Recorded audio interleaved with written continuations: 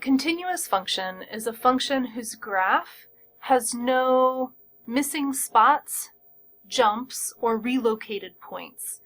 So typically we say a continuous function is a function that you can draw continuously without ever lifting up your pencil. If you had to lift up your pencil, that means you have a discontinuity.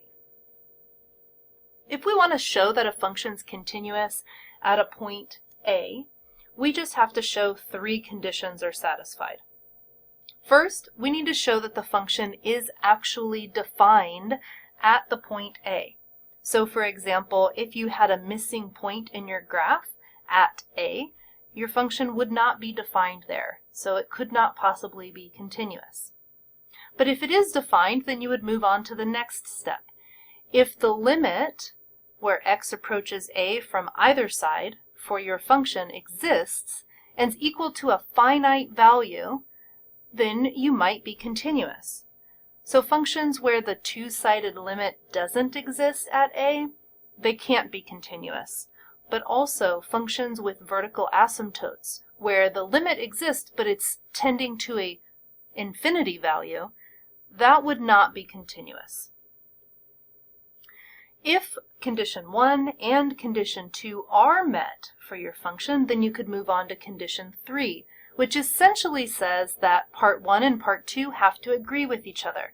Not only does your function have to be defined, not only does the two-sided limit have to exist and be equal to a finite value, but those two things have to match. They have to be equal to each other.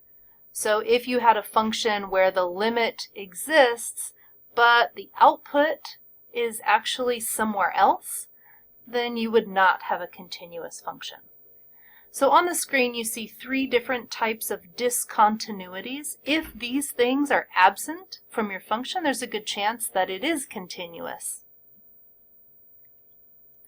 Let's take a look a little more closely at using these three conditions to verify continuity. First, we're going to check to see, is our function defined at x equals 2? All we have to do is try to plug 2 into our function, and we immediately notice that there's a problem. Our function has a denominator of x minus 2. If you try to plug 2 in, well, you get a division by 0, which is not allowed. So our function does not accept an input of 2. It's not in the domain of our function f, so we cannot satisfy the first condition, which means we don't even have to check the other two conditions.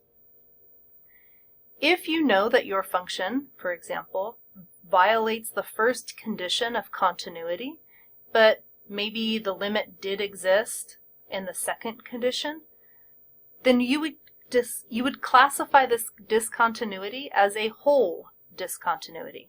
So if the function is simply not defined at this point, but the two-sided limit does exist there, then you could classify this as a whole discontinuity. Let's take a look at another function here defined by a piecewise definition. If we want to determine if this function is continuous at 3, the transition point for the piecewise, we would check the three conditions. First, is the function defined at 3? Yeah, it is. We can see that if f is equal to 3, then we use the minus x squared plus 4 piece of the piecewise function, and we're able to see the function output is negative 8. So yes, the function's defined at 3. Next, we need to see if the limits exist. We'll look at the left limit first, and then the right limit. Notice that depending on which direction you're coming towards 3 from, if it's a left limit or a right limit, you have to pick the appropriate part of the piecewise function to be able to evaluate these limits. So left of 3, we use the negative x squared plus 4.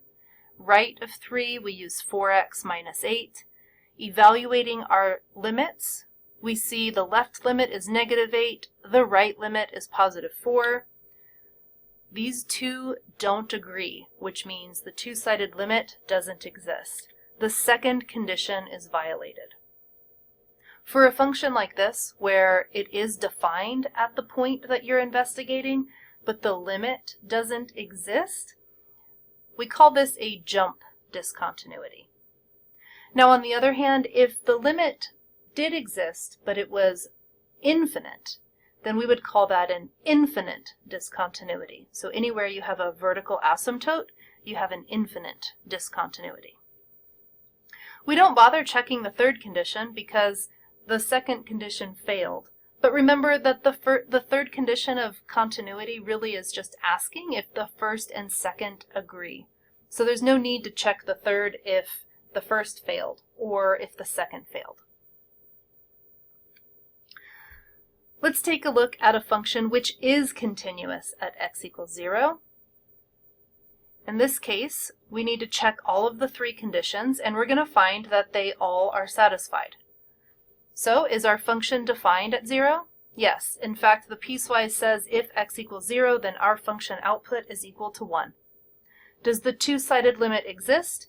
Yes. In fact, we've learned recently that the limit as x approaches 0 of sine x over x is equal to 1. So the two-sided limit exists. The last step is to check that the first and second conditions agree with each other. Part I matches part double I. They're both equal to 1. The function output at 0 is 1. The two-sided limit at 0 is 1. Therefore, this function is continuous at x equals 0.